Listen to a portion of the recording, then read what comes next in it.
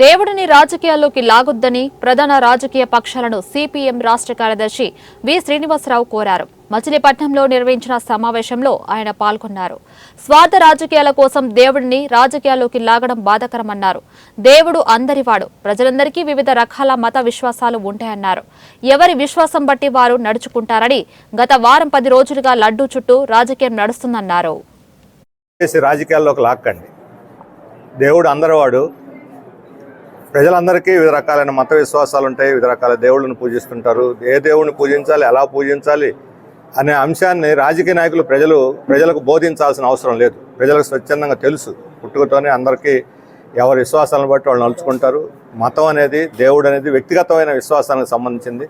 వ్యక్తిగత విశ్వాసానికి సంబంధించినటువంటి దేవుడిని ఈరోజు రాజకీయాల్లోకి లాగి ఏ పార్టీకి ఆ పార్టీ పోటీలు పడి దేవుడిని ముక్కలు చెక్కలు చేసి ఆయన్ని అబాస్పాలు చేస్తున్నారు. ఇది సరైనటువంటిది కాదు. గత వారం 10 రోజులుగా రాష్ట్రంలో నడుస్తున్నటువంటి రాజకీయం చూస్తూ ఉంటే మొత్తం తిరుమల తిరుపతి లడ్డు చుట్టూ తిప్పుతూ ఉన్నారు. ఆ తిరుమల తిరుపతి లడ్డు తయారీలో అక్రమాలు జరిగాయి, అవినీతి జరిగింది. దాని మీద ఈరోజు రాష్ట్ర ప్రభుత్వం సిట్ నియమించింది. సిట్టు రిపోర్ట్ ఇచ్చేదాకా పార్టీలన్నీ కూడా సంయమనం పాటించాలని కోరుతున్నారు.